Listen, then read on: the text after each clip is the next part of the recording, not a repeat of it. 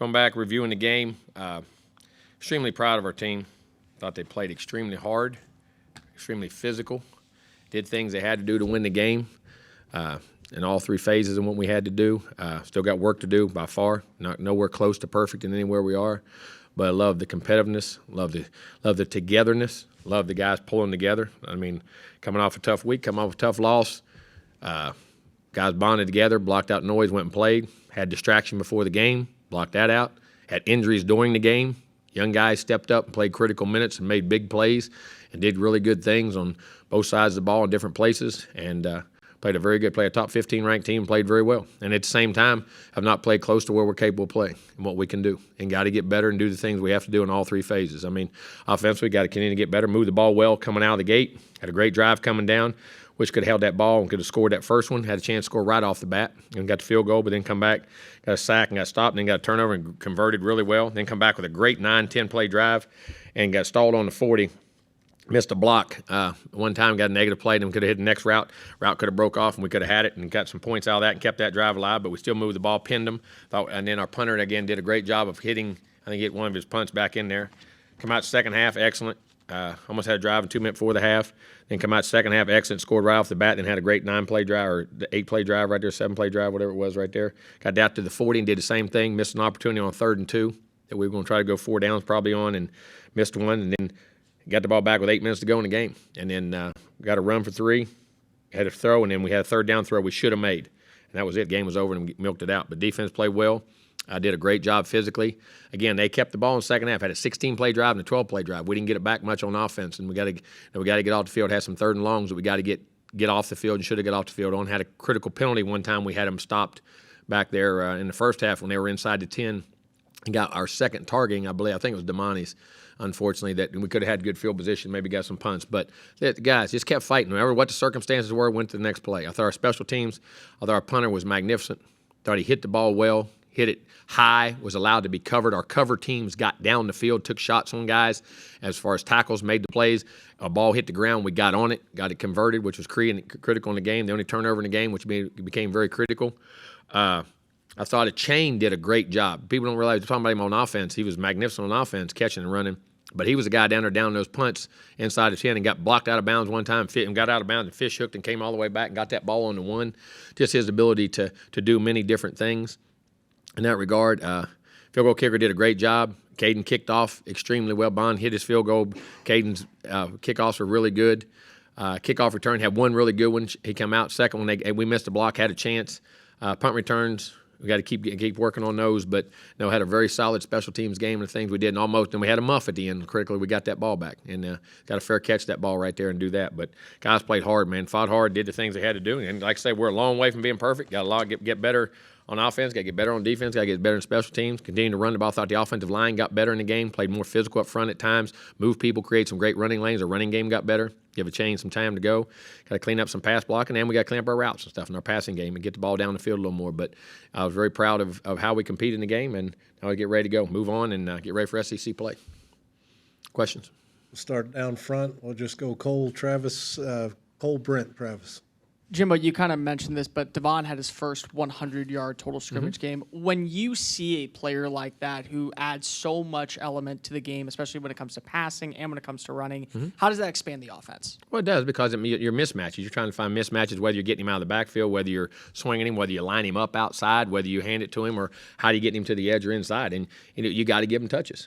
Some of the like the great backs I've been able to have in my past, that guys that you got to let them touch it. When they touch it, great things happen, and we got to do the things in front of them well. And in this game, we did a much better job. Our line moving people were up front when we displaced guys and created seams, and then allowed him to go, and he caught some nice balls out of the backfield. Max got him the ball a couple times critical, and almost one other time their guy got him at one-on-one and caught him out there one time where he had a ball down the sideline. But, he can catch the ball, and he's very diverse, and he does a great job. And then the 4 players who were unfortunately suspended for the game, will they be active for this upcoming week? Yes, they will. Go right next, Brent. What did you see in Randy Bond where you said he's ready to take over that job? Honestly, I've seen it all camp. I mean, like I said, all camp. He and Caden had had a dogfight all camp. I mean, he'd been kicking the ball extremely well. Like I said, I've said this before. I kept talking about him in here, and everybody just assumed it was Caden, and Caden was killing it and doing well. And then Caden missed a couple here, so that's let him get his bearings back. And Bond kept in practice last week was tremendous. Kicked the ball. I think he had one missed kick the whole week, and I thought he deserved the opportunity. Went out and did a great job. And then Caden did a great job coming back, kicking off. I mean, his kickoffs were phenomenal. I know you had known Brad Johnson for a long time. Probably saw Max when he was a little kid, I would guess. Yep, I've known him since about 90. How did you go about adding him to the roster last year? No, it was after they got out of after he got into the portal and called and asked if we'd be interested. I said, yeah, I want to check with our recruits and what's going on and how the guys we had, how we added, how they felt, and things that went on. And I always loved him out of high school, recruited him out of high school, and they contacted us and asked if we'd be interested. And then that went on for a while, and then we discussed, and they ended up coming. And very happy he did. Great All right, family. Travis. Great family. Coach, when you look back at the film, what was it about Max's game that you liked, and would you like to see more Well, of? first of all, he took care of the football. I think he got the ball out. I took a couple sacks, but a couple of them, that's where it was. There wasn't nowhere to throw it away. Sometimes you're attacking the middle of the field. There's no throwaways. Sometimes if guys are taken away, thought he had a couple nice pulls and runs. Had another chance to pull one really good. It could have really helped us one time that I wish he would have. He'll get to that. But I think he managed the game. The big game wasn't too big. Made good third down throws. Led us, had good poise, understood the information from getting back on the sideline was what was happening in the game, and I thought played a very solid game. So hopefully we can grow around him. He can continue to grow, and we can grow around him and keep playing better because there's still some plays out there that he really was making that we got to do a little better around him. We could have really made some plays that had nothing on some routes and different things that got to go on. And then, there's a throw or two which he had, but I hate to say that every game. There's always going to be one or two, but wish he could have, hit one or two more, and then we've been good. But he's developing. I love his attitude and demeanor. And as the offensive line continues to grow, his ability to move around in the pocket and sense pressured, is that one of the assets that helps? Well, yeah, helps I y'all? think it does. And he has size and he has presence. And like I say, everybody assumed just one's a pocket passer, one's a runner. Both a little bit of each. I mean, Max is a good athlete. You saw him pull last night and scramble a couple times, made some nice runs. He's a good athlete, big, strong, athletic guy. Front left, Zach, and then Olin. Jimbo, only one sack. You guys are recording the last two games. A lot of three-man fronts you like to play on defense. Is that just a trade-off that you've got to have? That if you've got sometimes you do. And then, by game, depending on what the game plan you're going against. I mean, you can say that, but also, listen, you get coverage sacks, you get things. You got to get off the field on third down conversions. And look, one of the things that when you get to numbers of 8 dropping, that causes problems. And you got 3, then sometimes later on you may bring 5 or 4. But, I mean, that's all based off game plan and what we think we have to do based off their receivers and what happens. Second row, Olin. Yeah, Jimbo, if I could ask a couple of things. First of all, Arkansas's had some trouble in pass defense. What do y'all have to do to be able to maybe take advantage of that? Execute. I'm not being. I mean, but seriously, give good protection. Run the routes the way they're supposed to run and making throws. And I know this sounds crazy. We're a lot closer than it seems in some things. We're getting it, and you just got to keep progressing. But we got to be balanced. They do a good job up front of rushing and blitzing, and you have to have balance against them. They do a really good job on defense. What kind of impact do you see from Drew Sanders, and is that somebody that you ever considered trying to get him to come here as a transfer? No, I mean, we try to recruit the heck out of Drew. Drew was a great player out of same school as some of the guys we're recruiting now up in Denton Ryan, and he was a great school. I mean, great player. We tried to recruit him, went to Alabama, and in the transfer portal, I mean, he got in it. I think he reached out, but at that time we were way over. You know what I'm saying? And I'm not a guy. I don't take guys. I know a lot of people may do this. I don't say you take them and then figure out and run guy. I ain't a run a guy off guy. I don't believe in that. I never have, never will. And Drew Sanders, if he'd transferred here, I'd love to have had him. I think he's a phenomenal player. I think that guy, you can watch that guy play. He can rush a passer, he can play backer, he can run. He's a special teams guy. Guy's a heck of a player. But, your numbers and the guys you got, you're loyal to the guys you have and the people you recruited. So if numbers are there and available, yeah, I'd love to have had him. I mean, no doubt. But Coach, we'll go back behind the lights on the left, Tyler. Yes, sir. Sam Pittman seems to have kind of turned that program around. Just what challenges facing this Arkansas team? Well, I think, first of all, Sam does a great job coaching. They have a veteran offensive line. They've got 4 returning stars on the offensive line. They got a veteran quarterback. Backs have played. Receivers, even though I haven't been there, there's a lot of transfer guys in. They still played a lot of football. Played a lot of football at different schools. They had been very productive. Defensively, they're extremely well. Like you say, Drew Sanders, Bumper Pool. It seems like this might be his 6th year. I think maybe it is. It seems like he's been there forever, and he's a really good player. Up front, they're very good. I know McLaughlin. I remember him, the corner. He was from Houston, from this area. When he came out, went to LSU, and I think he transferred up there. He played really good against us last year. Their safeties, their scheme on defense, 4 down, 3 down, different blitzes, things they do, very dynamic in what they do. Special teams are really good too. Their kicker can kick the heck out of it. Punter's a very solid punter. Got good. They hit, what sparked him last week, if I'm not mistaken, was a 72-yard punt return. They put him back in the game and took ahead and got him back in that game, got the lead, and then they popped another run at the end. So special teams, like I say, their defense core, their special teams guy played college football with me, so I know him. I mean, I know him really well. And Scott Fountain, he does a really good job with their special teams. So they're sound in all 3 phases, well coached, and they got a veteran team. They're an older team. I mean, those guys have been around a long time, and I say that makes a difference, man. That makes a difference, and they're talented and they're schooled and well coached. Right side on the 5th row, Ben. Coach, just to follow up on the kicking situation, do you foresee if you guys are kicking a field goal, Randy's going to be the guy, or is there situations if it is extra Well, right long now, range, right- Caden could come in? Right now, Randy's our guy right now. Okay, But Caden can kick. I mean, if there's something there we needed him for, and he's going to keep battling, and however that goes. I mean, like I say, jobs, you got to keep kicking every week. You got to keep throwing every week. Got to keep catching every week. Got to keep blocking, tackling. However that could go. That's always an open competition. but you don't foresee a situation where like a certain range, if it's a long Oh, range. yeah, Caden- possibly. Yeah, I mean, if you need a long one, yes, with Caden, because Caden does have more range. There's definitely, I mean, he had to go in and hit a long one like that or something like that, yes, without a doubt. I have all the confidence in the world in him to do that. Left side, Rob. Howdy, Coach. Howdy. So a lot of fan bases after a tough loss wouldn't have shown up, but the 12th man was there, 3rd largest crowd in A&M history. Place was electric. He had lots of recruits. Can you talk about how important the 12th That's why man? they're loyal to the school and what we do. They're not fans. They're really not fans. They're family. And there's a difference. 12th man's family. Fans come and go. Family sticks with you no matter what goes on, the good times, the bad times, anything else that happens. And that's what the 12th man's about, and that's what our fans are about. And that's what I love them, and I thank them for it. Thank them for their support. Really do. Down front, Cole, and then Brent. Jim, I'm not sure if I asked you this last year, but with the way that the Southwest Classic is played in Arlington, do you like that the matchup's there, or do you want, because of how much goes into this rivalry, for it to be a home matchup? I love the home and home. I mean, I hate not saying here, but at the same time, I don't mind playing it. I really don't. I think it's good for our guys to get a neutral site game. It's something different. A lot of them in this state dream of playing in that stadium. You know what I'm saying? Because a lot of them want to play state championship games. They have played state championship games there. I mean, this year, I wish it was here. Next year, I wish it was in Arlington. If we can get that arranged, I'm all for it. You know what I mean? I'm all for it. But, I mean, there's giving. You hate to give up a home game. You hate to go on the road. But at the same time, they're neat things. I mean, they're kind of, it's just like, I guess, Florida, Georgia, in Jacksonville. You know what I'm saying? They're trying to do that. I mean, there's still, I'm nostalgic. This isn't as storied as some of those are, but it is history and some good things. But I guess we're breaking it up anyway. So, I mean, I'm happy to play where we're at. And we'll play when we got to go to Arkansas. We'll go to Arkansas. Go to the left, Cease, and then Brent. Curious in the offensive line getting back there. Was Foster at the same shape he was, like, let's say, last year against LSU? And does he have ways to go?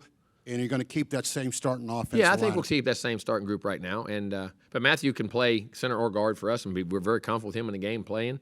I think Foster has gotten much better. I think he's grown maturity-wise. I think you do from experience and just knowledge of what's going to happen and why it happens and how to handle your business. And like I say, he's getting into shape. He's in good shape now, but he's got to get in better shape, keep getting back to it. Hopefully he's going to really grow. He can be an outstanding player. And I said you consulted the team leaders, brought them in for the suspension. I'm just wondering, when you started out to be a coach, did you go with team leaders? Was there ever a time that you just make the decision, or has that changed I've at always all? had a leadership group because I think it's important because of the relationship and the communication between players and coaches.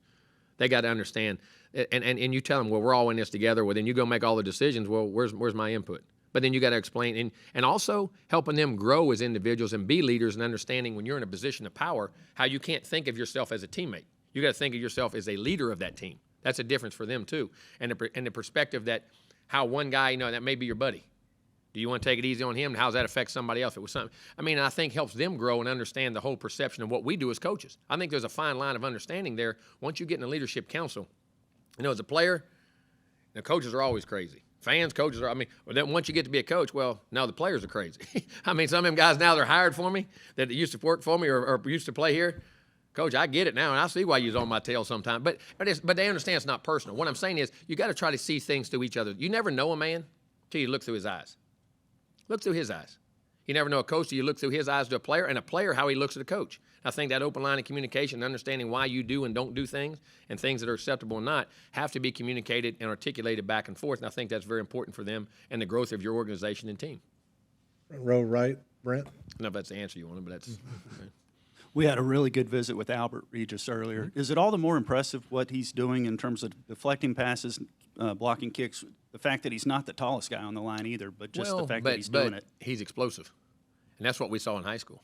Yeah, remember, he was a running back, tight end. He ran and played offensive skill positions and was explosive and really good and was dynamic with the ball. And our biggest concern in recruiting, he was about 260, 65 pounds. Would he ever grow? Did he have the frame to grow? And all of a sudden he blew up, man, and kept that athleticism and size. And, I mean, it's special. He's I'm telling you what he is, a very intelligent guy, very conscientious guy, very intelligent guy, very explosive, athletic. And listen, maybe not long, but that explosion to create the penetration, you can be long all you want, but if you're long 4 feet back, and I'd rather be short 4 feet up, you know what I'm saying, because of the angles it takes away. And that's what it is. He's powerful, man. He plays with great leverage and power, and that's where it comes from. And he got it. I'm gonna tell you this: blocking kicks, some of the best kick block.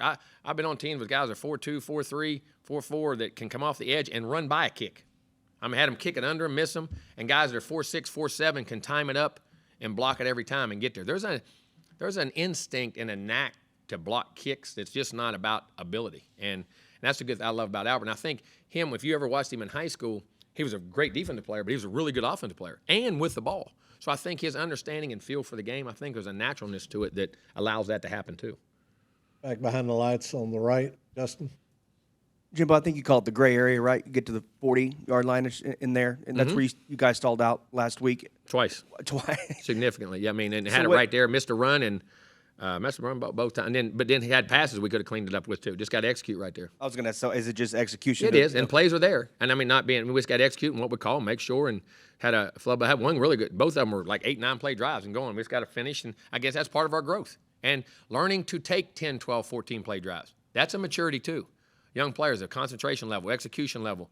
You know, you say, well, I want to go do that. Well, taking those long drives, there's work to that too. You know what I'm saying? And that's something we got to continually enhance on and work on. And we do that in practice. Like it says, you know, we script 4 play blocks. We may script 6 or 8 play blocks before they let them come off the field.